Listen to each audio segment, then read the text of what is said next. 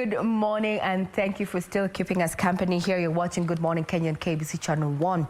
Now we got into our interactive segment this morning, and we're going to be talking about business process outsourcing and the role it plays in as far as the economic growth of the country is concerned. Taking us through this conversation, or rather joining me in this conversation, is none other than Rachel Nyamai, who's the General Manager Marketing Technobrain. Good morning. Good morning. Thank you for making time. Thank you for having me. And now let's start off with, most people, when you say BPO is worse, when you say business process outsourcing, people have different, people think call centers and such. So let's start off from that. Let's define it. Let's put it into perspective. Okay. So business process outsourcing over the years has evolved into business process management. Before, way back when, I remember when late President Mr. Kibaki put it as a Vision 2030, where he wanted to really focus on business process outsourcing. It was mostly looked at as a call center.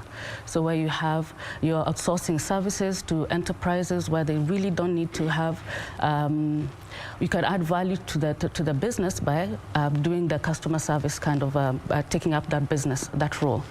But over the years, we've seen, even when you look at the Philippines, India, it's evolved into adopting knowledge process management. It involves a lot of digital services that are also offered to enterprises. There's a digital spectrum also on it, where you involve robotic process automation, artificial intelligence, a bit of analytics. So it's grown into, BPO has now grown into business process management, where you manage some services for enterprises, but also bring in the digital aspect of it, where you can also offer analytics and robotic process automation and artificial intelligence. Yeah. Now let's also boil down, let's put it down in very simple terms. Regina has a company, let's say a construction company. Yes. At what point would I need a BPO? Okay, so you would need a BPO if you're working with a huge client base, right? And that means you're getting around 200 calls a day, right? Making inquiries on services. Yes. And also now, adding on top of it is the analytics bit, right? So if you need a call center service, if you need some marketing aspect to it. So as a manufacturer, you also need to acquire more clients.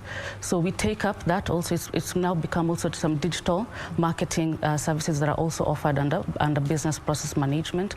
If you need analytics of what also your clients are saying, also about your products, what can you improve on, that is also a bit of market research that also falls under the bouquet of business process outsourcing. So there's a bouquet of a lot of services that are offered, and that is where business process outsourcing has evolved into today. That has been quite some growth there. If you look at, when you say former president there, that is Mwai Kibaki, that was some time. So how does Kenya currently compare when it comes to the BPO sector? So Kenya has really grown in the BPO sector, because if you look at our internet connectivity, we're able to really compete with India and Philippines. If you look at our human capital, so we have very good talent when it comes to English is very good, our competencies are very good. If you look at also the technology bit, so the adoption of technology has become, well, in Kenya it took a leapfrog over the years. So we're actually really set up to be the next BPO hub for, and if you look at also when it comes to like the impact sourcing, we have a lot of youth who are marginalized and are really looking to have employment in the mainstream industry. And enterprises in the UK, US, now the buyers, the clients, are shifting towards a lot of social responsibility, and they really want to work with organizations that are looking at impact sourcing as a factor when they're opening a BPO center or a BPM center. So we're really very strategically placed to be the next hub for BPO in Africa, and not just in Kenya, but not just in East Africa, but in Africa. Yes. All sectors of the economy have taken quite a beating when it comes to COVID-19 disruptions. How has the BPO sector reacted to the COVID-19 disruptions? So it is, there was an effect, right? So, and over the years we've seen there was COVID, but before also the BPO sector was affected because of the political instability we had. But now with the measures that, for example, in Technobrain, the measures that we've taken to ensure that the call center, our business process outsourcing services still continue. In Kenya, it has taken a beating, but as long as we keep on taking the measures to ensure that we safeguard our employees, right? As a sector as a whole, I would believe that it is still very strong right now. It can still grow next year, but for COVID-19, I would say it was affected a bit, but it's still strong. Yes. Now, what strategies do you think need to be employed to just, as you've said, it's domiciled on ICT, and as we all know, with ICT, we are actually walking into the industrial revolution driven by ICT. So then what strategies as a stakeholder in this value chain do you think need to be applied so that Kenya realizes that dream of becoming a BPO hub? So I think the focus should be really on how do we educate the youth more on the next industrial revolution.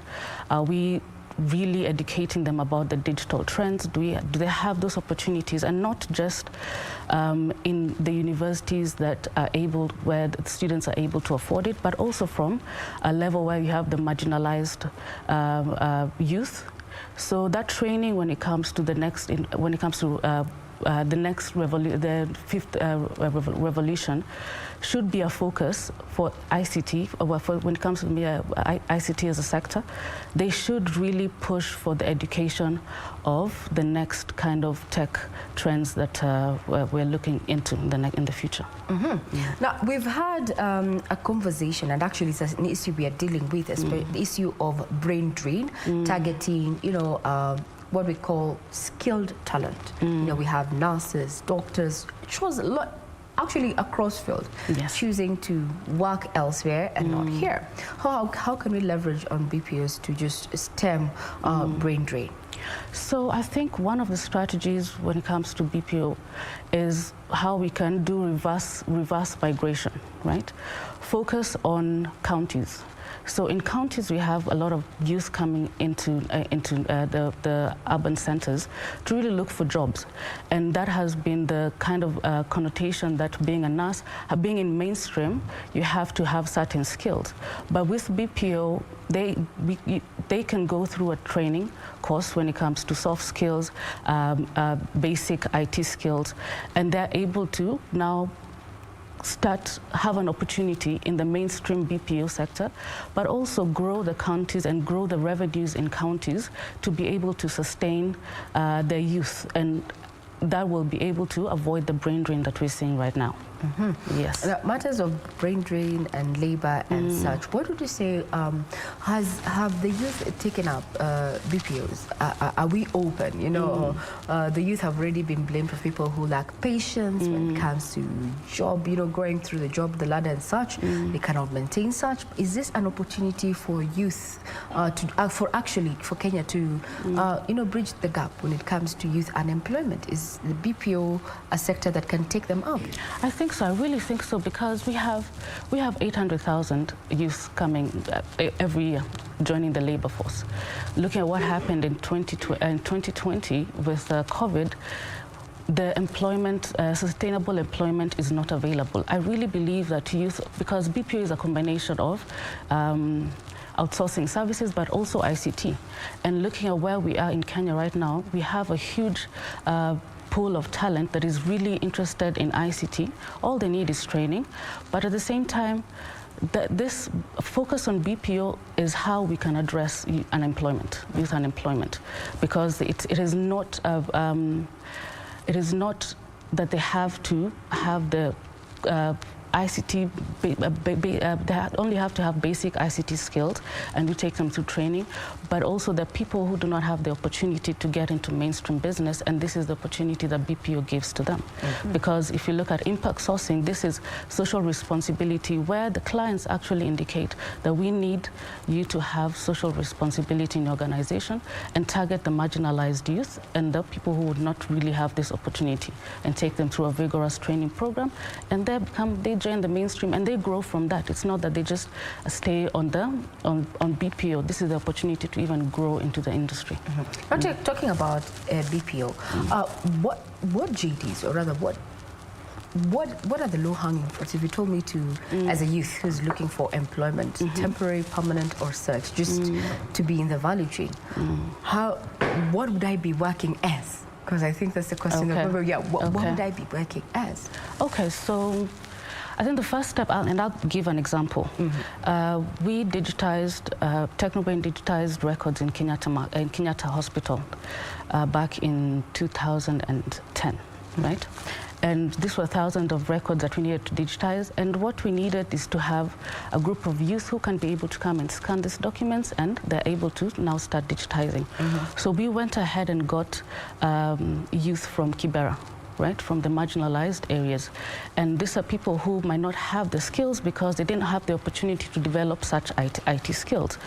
They just need basic training and the opportunity to be able to grow. And through that, we were able to empower a large number of youth. And from there, we still have some of these youth who've grown to become supervisors in the company since that time, right? So the basic skills would require at least, you know, certain like high school or a bit of university education, but it wouldn't spoil someone who has not had, it wouldn't spoil for someone who has not had the opportunity to get that level of education to be able to join as an agent in the BPO sector.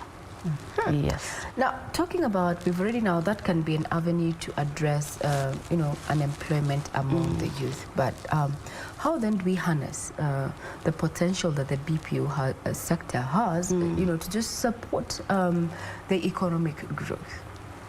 So, how to harness what? I think first of all, it's definitely, if you look at one person who is employed as an agent, right, through the impact sourcing program, and we did an analysis, of one person impacts 7 people around the community.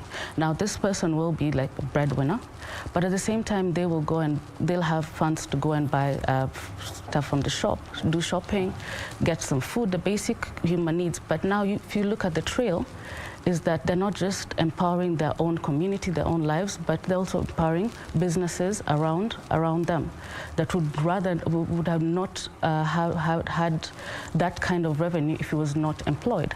So we can harness it by really focusing on how do we grow the BPO sector. Because if we grow the BPO sector, we offer employment, we offer youth employment, and that truly goes back into the economy. Right? So if we have a focus of how can we create policies that would encourage more companies to come up, grow in the BPO sector. Yeah. Very well said. Now, we have seen that you have been, I've just gotten info that you were awarded, or rather Technobrain was awarded the Global Impact Sourcing Award. So tell us more about this award and what it means for Technobrain. Okay, so Global Impact Sourcing Award is a recognition of the efforts done towards impact sourcing. And impact sourcing, as I said, it's social responsibility. So providing sustainable employment to the marginalized youth. So we were recognized for this award actually last week, and something that we're very proud of. And what they looked at is a couple of things. So the commitment to really drive impact sourcing, right? And also, the second factor was, how does impact sourcing, how have we achieved the Sustainable Development Goals for the UN Sustainable Goals? So no poverty, gender equality, quality work, and economic growth. The other criteria was also how have we pushed and really pushed for impact sourcing internally, but also externally. So if you look at our clients, we usually push for, and especially in telco, we push for, even if you have a call center, there is a way you can still do impact sourcing, right? So looking at all those factors, we were awarded. And it's something we're very proud of, because I was about to ask you, what does that, how now then does that you know, impact on you as a company? So what it does, you see, most of our clients will be in Europe and UK, right? And before they bring in business into an organization, their focus is always social responsibility. How is your BPO socially responsible? How is it affecting the community? How are you dealing with impact sourcing? So for us as a company, this means that we're socially responsible, and that is very attractive for the UK and Europe market. Mm-hmm. So for us to get more, to be able to also grow the BPO, get more individuals employed, we need to also get business from Europe and UK, right? So these large organizations would prefer a company that is socially responsible. Yes. Very well said. If you're tuning in, you're watching Good Morning Kenya, and we're talking about business process outsourcing and it being a strategy to leapfrog in the future, make Kenya a hub for BPO, and also tackle the youth unemployment issue that you're currently dealing with. I'm joined by Rachel Nyamai, who's a general manager and acting at Technobrain. We take a short break, but in return, we're still going to be looking at going forward then. How do we get into the BPO sector? Do not go away. We'll be right back.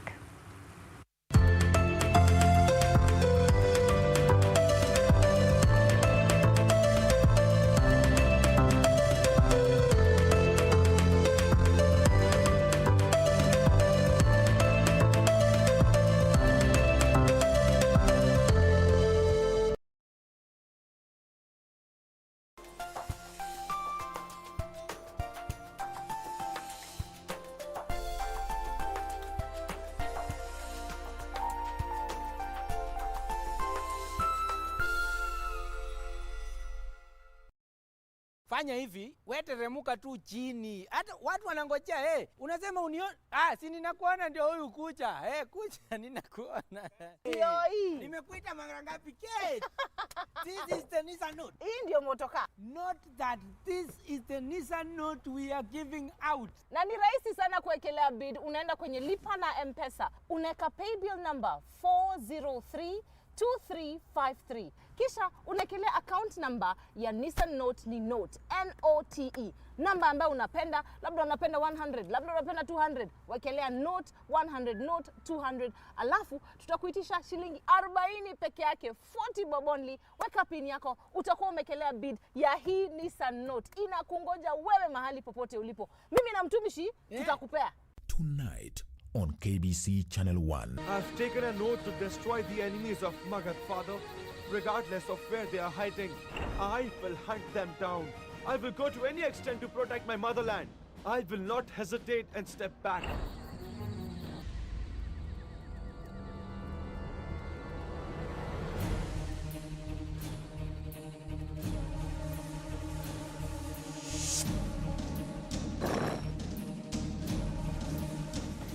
Go, Ashok.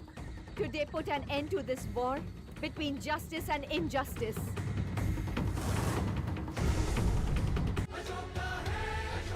Tonight on KBC Channel 1. Mimi naitwa mzee Sabasaba. Nitalimaza lenyewe. Safishe roho yangu. Ponda mali at your own risk. Wow. Yaani kila siku kila nikikukanya wewe usikii, waleta ukibadilisha tu. Mimi ni tajiri bwana. Basi uniambia ujao wewe. Huyu ni nani baba huyu? This is my house girl. Hebu nishusha hadhi. Subiri kuteseka baba. Wazungu wasema it's okay. The DFB Pokal Cup is back. On Wednesday, 3rd March, we bring you the standout fixture as the top teams in Germany, RB Leipzig and Wolfsburg, take on each other in what is expected to be a cracker. This is Angelino!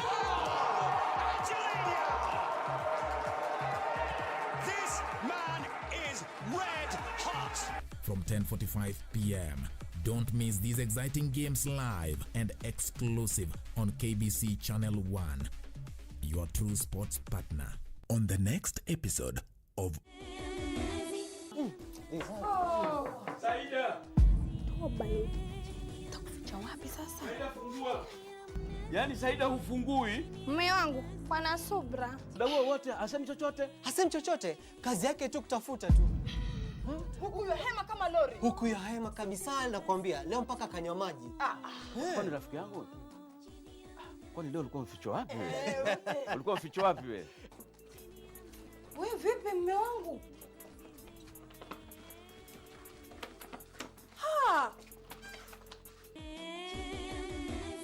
Next on SMS zimejaa hapa kutoka juu mpaka chini, hakuna maandiko. Nikuulize Pablo. Hiyo simu hata nikwambia nitavunja. Utavunja? Nimeboeka sana bana. Tafadhali kuachana na hiyo simu kwanza. Ngoja kidogo kokoto. Utangoja nimalize simu yangu ama nikuhudumie? Kuna hospitali jirani huko unaweza enda. Na wewe umetoka kula takataka unakuja kuniletea hapa. Unajua? Saturday yaandikangu hivyo. Ni nini wewe? Kwani unasoma message zangu? Ni ungwana kweli? Nauliza tabia kama hizo, hasa nyinyi wadaku wa kuangalia simu za watu na kusikiliza maneno ya watu wanavyozungumza kwa simu, ni ungwana?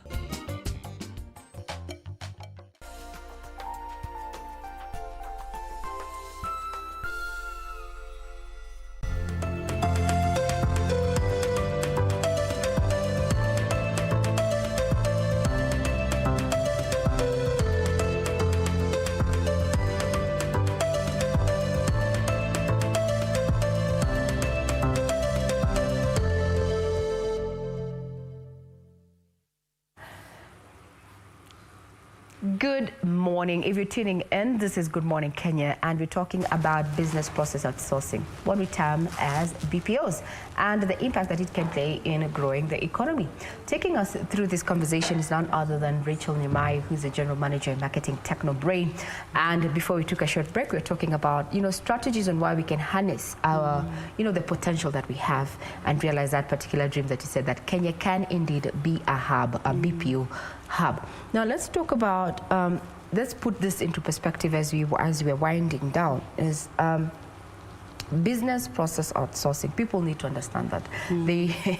There's a term that we all refer, it's a call center and such, and you've said you offer marketing, research and such. And questions that I'm getting on my feed here is that Kenyans, the youth actually want to understand. So you have mentioned scanning. What else, when you say BPO, what other skills can I offer? This is someone who is looking for a job and is a university graduate. So they want to know, if I say a BPO, if let's say maybe they come to Technobrain, what areas, what fields would they be doing research work? Will they be marketing? What will they be doing?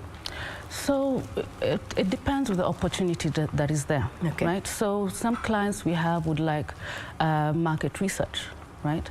So the people that we get that go through an interview process, but it does not mean that you have to have a marketing research background, because we already have a training program to take you through that. So it is the basic skills that you need. Even when it comes to ICT, you don't need the IT skills, right?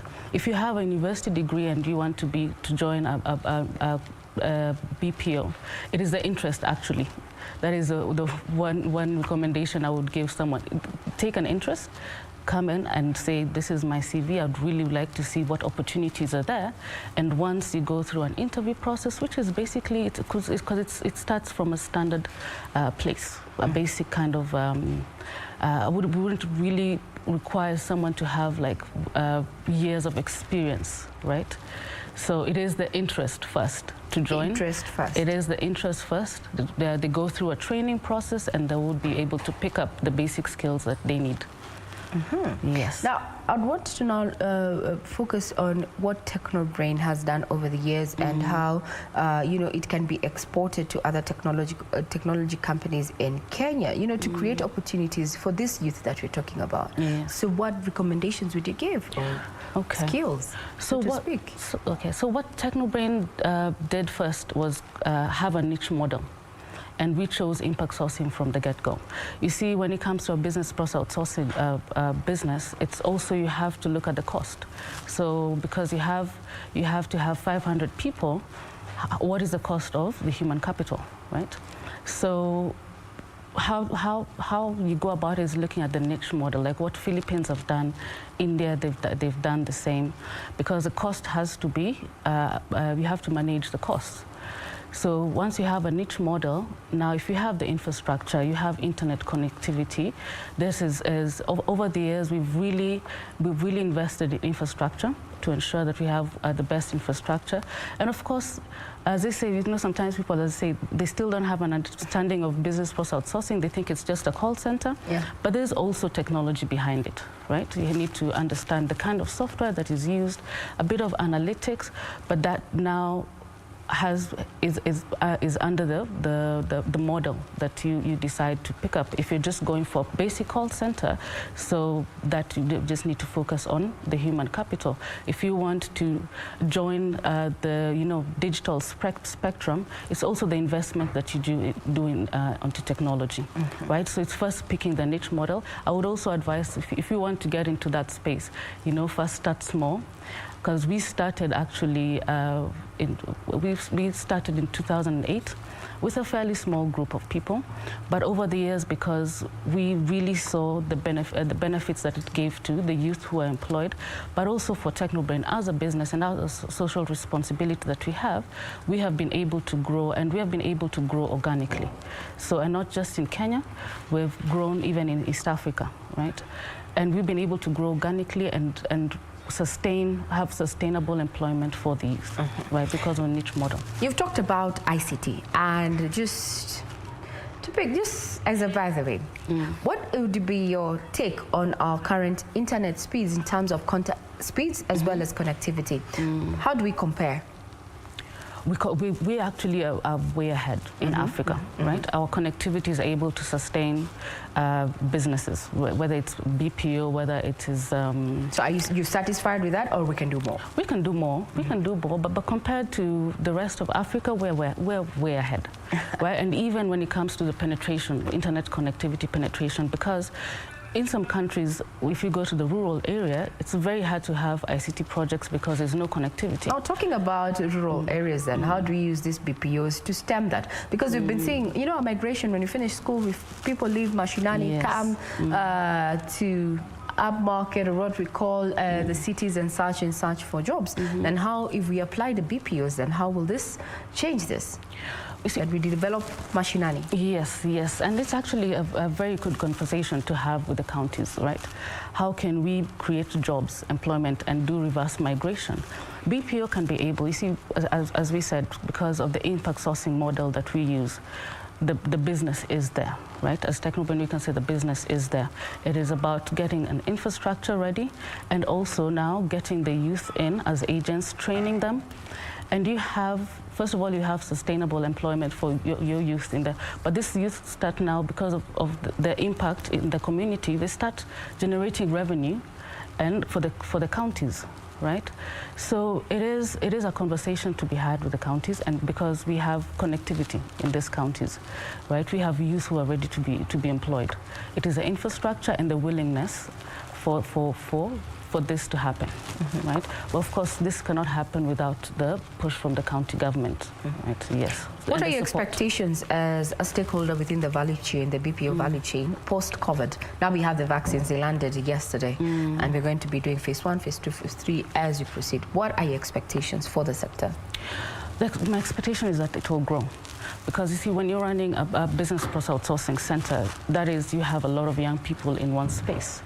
So we are able to grow because now we're able to have a way to curb what has happened last year, and at least handle COVID in a way where we can be safe. We can assure that we can assure the youth will be safe in a safe environment.